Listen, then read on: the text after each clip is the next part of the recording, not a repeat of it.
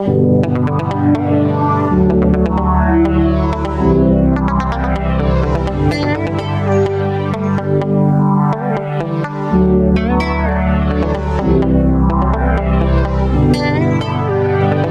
te dire ce que je ressens? Tes bienfaits sont trop grands. Du fond de mon âme coule de larmes qui traduisent mes silences. Comment te dire ce que je ressens? Tes bienfaits sont trop grands. Du fond de mon âme coule de larmes qui traduisent mes silences. Il devait donc supplier les apôtres dans le partage du pain. Alléluia. Amen. Les apôtres avaient dit, c'est plein d'esprit et de qui on rend un bon témoignage. Alléluia. Amen. Ceci nous amène à comprendre que même pour le partage du pain, ils sont pleins d'esprit.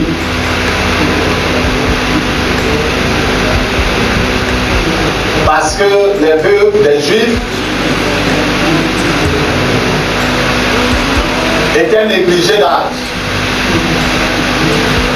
Il y avait les Juifs parlant hébreu et les autres Juifs parlant grec se sont mis à se moquer des Juifs parlant hébreu qui ne prennent pas bien soin d'eux. Et cela a attiré l'attention des apôtres qui ont donc demandé à la communauté de choisir. Nous avons vu les noms. De ces nombres sont deux personnes sur lesquelles nous allons nous appuyer en tant qu'exemple concret. Alléluia. Amen. Très tôt, Étienne, comme nous avons lu,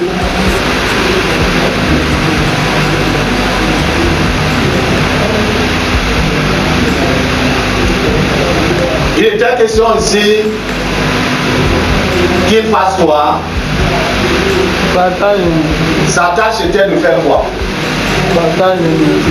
De partager la nourriture lorsque le moment est venu. C'est vrai, il devait également évangéliser, on n'en disconvient pas. Mais il se trouve ici en train de prêcher, ce qui n'était pas mauvais. Seulement, Étienne n'avait pas compris qu'en ce moment-là, pendant cette période de temps, le pupitre à Jérusalem était réservé aux apôtres. Alléluia. Parce qu'il n'est pas bon qu'on fasse quoi? Qu'on délaisse la prédication pour commencer à servir la nourriture et à ramasser les plats et à laver les plats et à les ranger. Bien que mon évangélisant, non, selon les occasions, mais la prédication à ce niveau, parce qu'il prêchait à Jérusalem, c'est vrai que tout c'était à Jérusalem, mais à ce niveau-là, ce n'était pas beaucoup. Il a anticipé dans la tâche.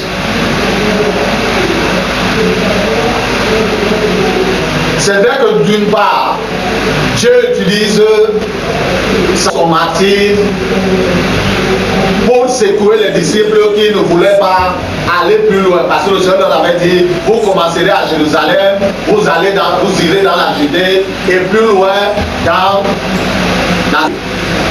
et jusqu'aux extrémités de la terre. Alléluia. Amen.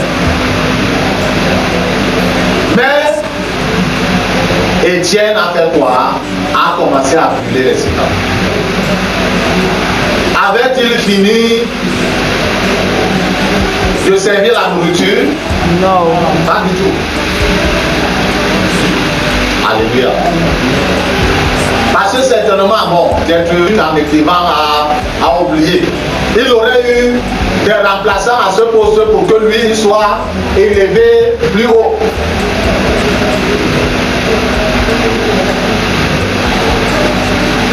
On va pousser.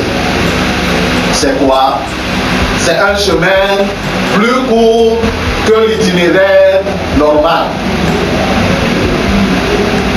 Alléluia. Un chemin plus court que l'itinéraire normal. Et quand on te dit d'ici le point A jusqu'au point B, c'est 10 km. Mais toi, tu trouves un autre itinéraire, un chemin qui est plus court et qui fait, disons, 7 km. Ça veut dire que la personne qui passe par l'itinéraire normal arrivera après toi. Alléluia. Mais dans la marche avec Dieu, ou dans le chemin avec Dieu, il n'y a pas de brûlure d'état. Alléluia. Dans l'école de Dieu, il n'y a pas d'enfants surcoués.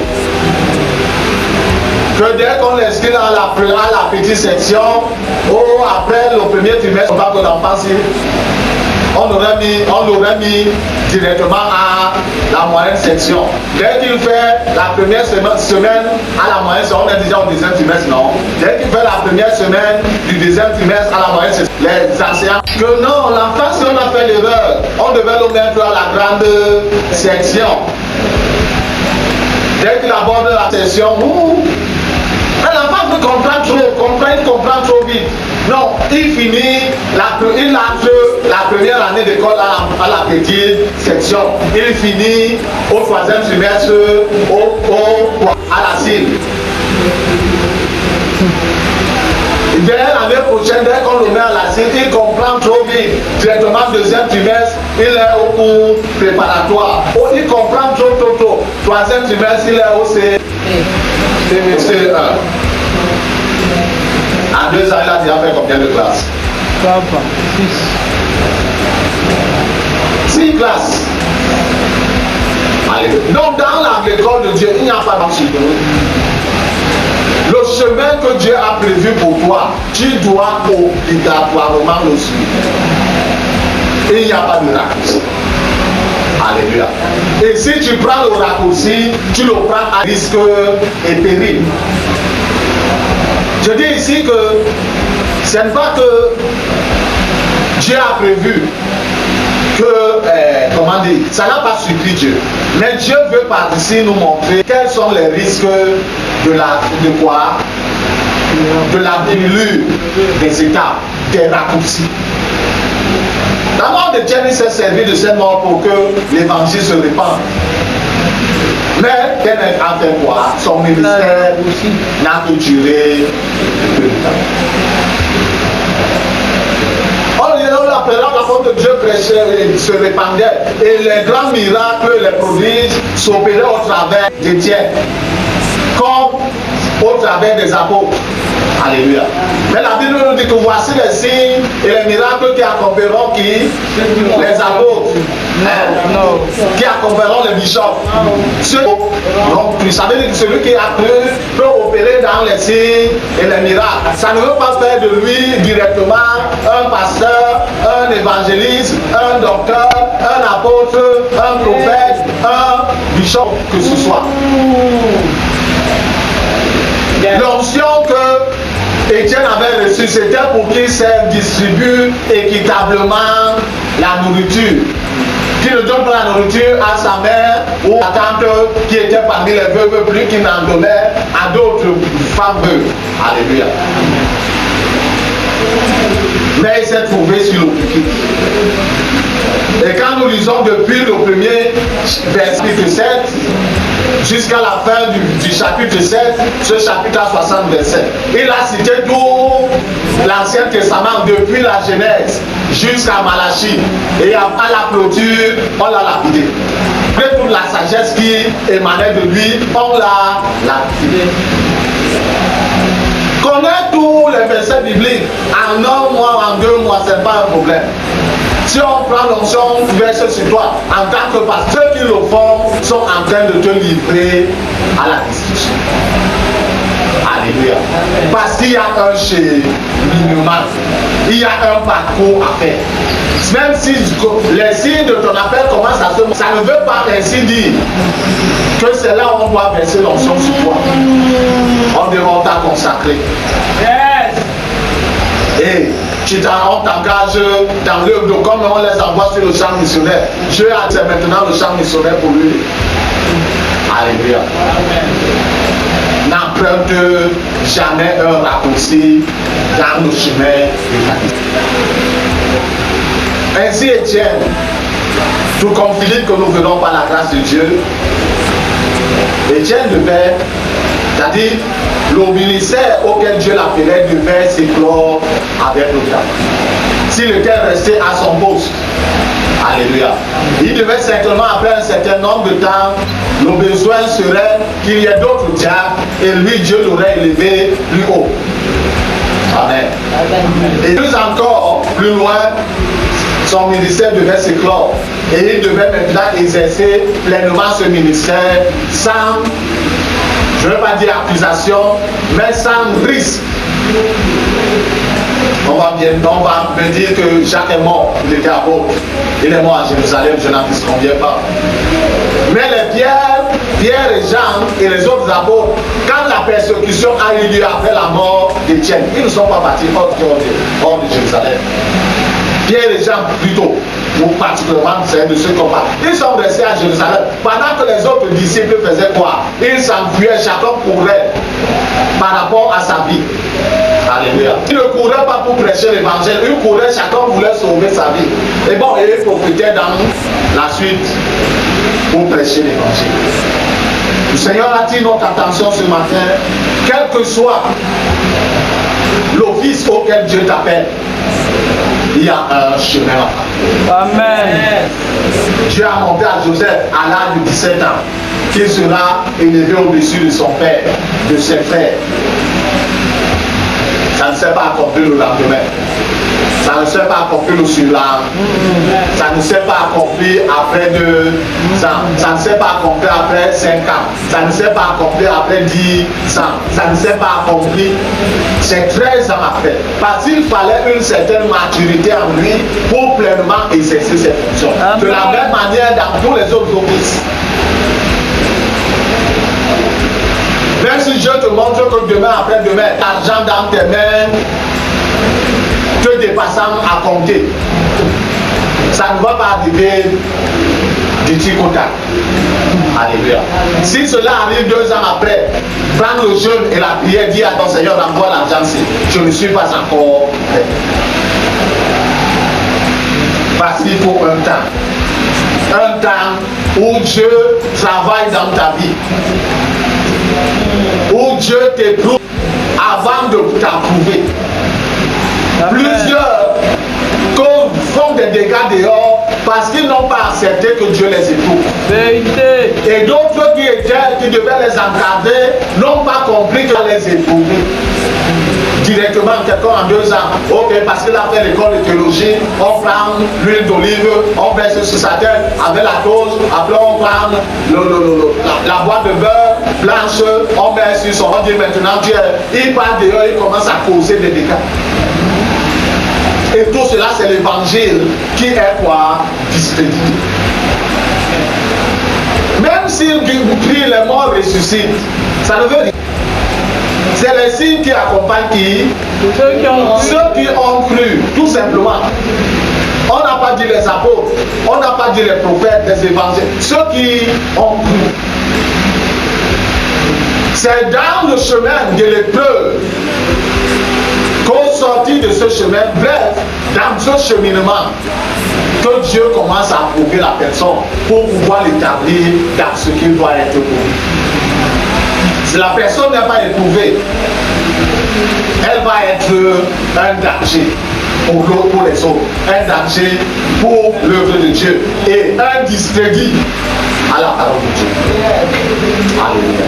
Bien-aimés dans le Seigneur, c'est ce que le Seigneur nous amène à ce matin, ou à partir de ce matin, à comprendre davantage. Nous sommes dans un voyage avec lui. Et dans ce voyage, il ne nous dit pas. Et si tu dis qu'il y a un escale là, tu peux descendre du train. Alléluia. Sur le chemin, comment dire, de fer, il y a le ferroviaire qui mène de Douala à à Yaoundé, particulièrement à l'entrée de Zeka. Il y a des tunnels là-bas. Que même la lumière à l'intérieur du wagon, tu comprends que vous êtes foutus. Si la locomotive s'éteint là, tu comprends que donc c'est fini pour vous. C'est qui vous comprend. Il ne te dit pas que non, là, il y aura ceci. C'est quand tu arrives, il te regarde. Non, il ne te délaisse pas. Il te laisse devant les feux. Il faille que tu surmontes les feux et t'assistes. Lorsque tu es en train d'évoluer et il voit en toi la maturité, il commence à te promouvoir lui-même. Les 12 apôtres, ils ne se sont pas eux-mêmes. Alléluia. C'est d'abord le Seigneur qui, après un certain temps de formation, les a envoyés 2 à 2, aller prêcher. Ils sont partis, ils sont venus avec un rapport. Et après, il leur a dit quoi? Restez où? À Jérusalem. Jusqu'à ce que vous ayez reçu la puissance d'en haut. Bon, on va me dire que le Saint-Esprit était déjà descendu. Est-ce que Étienne avait encore d'un rester quelque part jusqu'à ce que, bien évidemment, alléluia, Dieu l'avait appelé au diaconat. Même si quelque part Dieu l'amenait à un office devient quelconque, il a pas dit ça. Que le Seigneur bénisse sa sainte parole dans nos cœurs. Surtout, que nous puissions plus seulement la garder afin de la mettre en pratique. C'est ça le plus important. Seigneur Père Tout-Puissant, au nom de Christ Nazareth, nous te levons et te bénissons ce matin. Nous t'honorons et te glorifions par le Dieu qui est, qui était et qui vient. Merci pour ta parole, au Dieu que je nous adresse. Roi des rois, qu'elle trouve une place de choix dans notre cœur. Un terrain fertile, Père éternel, pour s'y déposer en tant que semence vivant, qu'elle puisse être pousser racine, qu'elle puisse germer, Père éternel, qu'elle puisse grandir, Seigneur notre Dieu, et qu'elle puisse arriver à maturité et produisant du fruit au sanctuaire, à la gloire du ton Seigneur dans nos vies, au nom de Jésus-Christ de Nazareth. Roi des rois et Dieu tout-puissant, je lève au-devant de toi cette personne à qui tu accorderas la grâce de croiser ce message vidéo. Donne à cette personne, Seigneur, quel que soit son âge, quel que soit son sexe, quel que soit sa race, à se disposer. Et en se disposant, qu'elle entende ta voix au travers de la mienne. Ô Père, en entendant ta voix, qu'elle se dispose à ta voix, Père éternel. Que ce message soit bénéfique dans sa vie, ô Dieu, au nom de Jésus-Christ de Nazareth. Pendant ce moment d'écoute éternelle, toi œuvre dans la vie de cette personne, selon tes plans parfaits, Seigneur, selon tes desseins éternels, ô Dieu Tout-Puissant, au nom de Jésus-Christ de Nazareth. Tout ce que tu trouves d'inconvénient à ton plan, Père éternel, dans sa vie, démantèle cela, Seigneur. Mets en eux, ô Dieu de gloire, démolis la fondation, renverse jusqu'à la cible et commence une œuvre, Seigneur notre Dieu, de réparation dans la vie de cette personne. Une œuvre, notre roi et notre Dieu, de reconstruction, Seigneur. Une œuvre, Père Tout-Puissant, de reconstruction éternelle. Une œuvre même de récréation sur le Père, à la gloire de ton Saint-Nom. Merci, Père éternel, parce que toi, tu as toujours agi selon tes personnes divines. Que ton Saint-Nom soit jamais élevé et exalté au nom de Jésus-Christ de Nazareth. Amen. Que ma vie soit une fleur, un parfum pour toi, Seigneur. Que ma vie soit une fleur, un parfum de bonne odeur.